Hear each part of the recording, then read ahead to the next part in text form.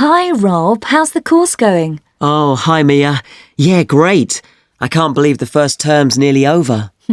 I saw your group's performance last night at the student theatre. It was good. Really? Yeah, but now we have to write a report on the whole thing, an in-depth analysis. I don't know where to start. Like, I have to write about the role I played, the doctor, how I developed the character. Well, what was your starting point? My grandfather was a doctor before he retired, and I just based it on him. Okay, but how? Did you talk to him about it? He must have all sorts of stories, but he never says much about his work, even now. He has a sort of authority, though. So, how did you manage to capture that? I'd visualise what he must have been like in the past when he was sitting in his consulting room listening to his patients. Okay, so that's what you explain in your report. Right. Then there's the issue of atmosphere. So in the first scene, we needed to know how boring life was in the doctor's village in the 1950s. So when the curtain went up on the first scene in the waiting room, there was that long silence before anyone spoke. And then people kept saying the same thing over and over, like, cold, isn't it? Yes, and everyone wore grey and brown and just sat in a row. Yes, all those details of the production. And I have to analyse how I functioned in the group, what I found out about myself. I know I was so frustrated at times when we couldn't agree. Yes. So did one person emerge as the leader? Sophia did.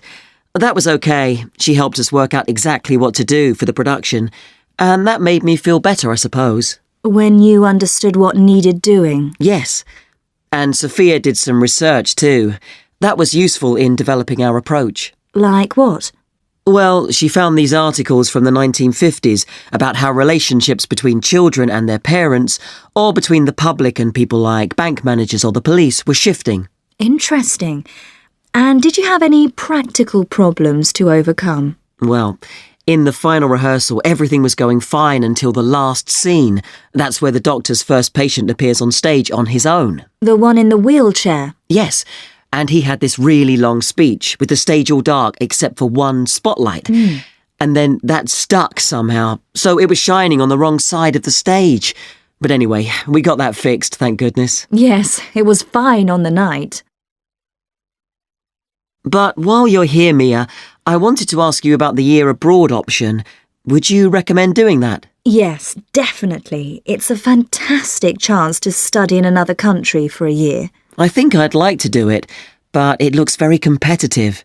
There's only a limited number of places. Yes. So, next year, when you're in the second year of the course, you need to work really hard in all your theatre studies modules.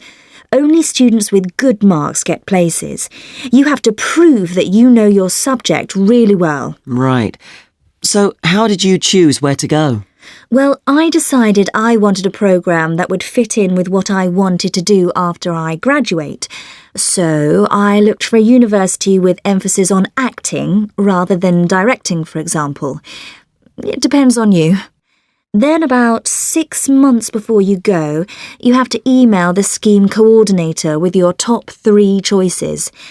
I had a friend who missed the deadline and didn't get her first choice, so you do need to get a move on at that stage. You'll find that certain places are very popular with everyone. And don't you have to write a personal statement at that stage? Yes. Right.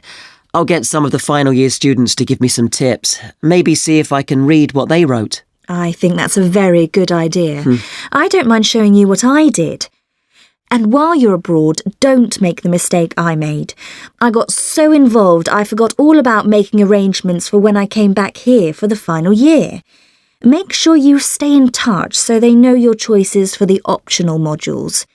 You don't want to miss out doing your preferred specialisms. Right.